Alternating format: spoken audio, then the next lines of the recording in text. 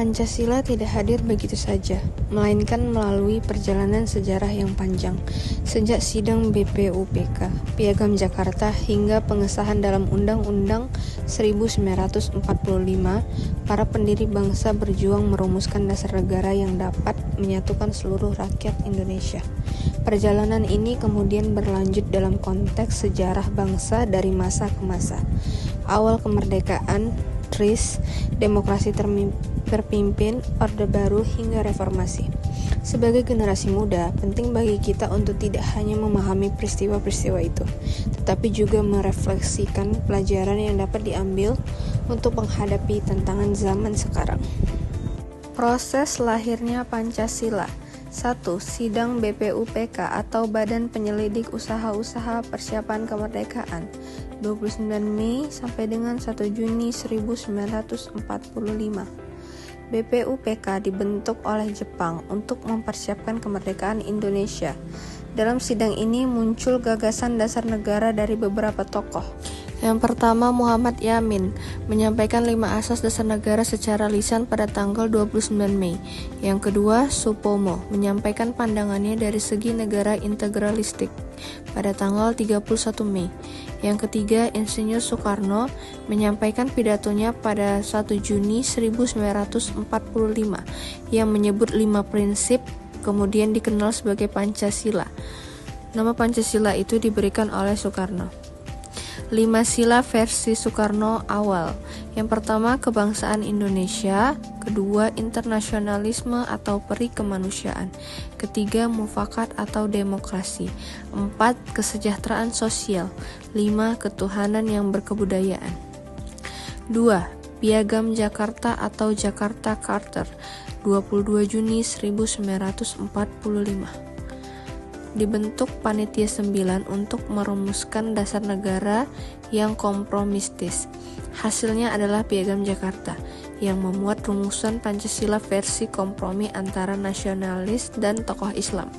Rumusan sila pertama, ketuhanan dengan kewajiban menjalankan syariat Islam bagi pemeluk-pemeluknya. Piagam Jakarta menjadi preambul atau pembukaan dalam rancangan Undang-Undang Dasar. 3. Sidang PPKI atau Panitia Persiapan Kemerdekaan Indonesia 18 Agustus 1945. Setelah proklamasi kemerdekaan pada tanggal 17 Agustus, PPKI bersidang dan mengesahkan Undang-Undang 1945. Pada hari itu juga, Piagam Jakarta direvisi terutama pada sila pertama, dari ketuhanan dengan kewajiban menjalankan syariat Islam bagi pemeluk-pemeluknya menjadi ketuhanan yang Maha Esa. Perubahan ini adalah bentuk kompromi nasional untuk menjaga persatuan Indonesia yang majemuk, terutama keberatan dari daerah timur Indonesia. Dengan demikian, Pancasila versi final resmi menjadi dasar negara Republik Indonesia. Yang kedua, nilai Pancasila yang tercermin dari peristiwa tersebut. Peristiwa nilai Pancasila yang tercermin BPUPK yaitu musyawarah sila keempat dalam menyusun dasar negara. Kemudian kemanusiaan, sila kedua dengan mempertimbangkan semua golongan. Pada sidang PPKI Persatuan Indonesia pada sila ketiga terlihat dari penghapusan kalimat syariat demi menjaga keutuhan bangsa. Kemudian refleksi pribadi.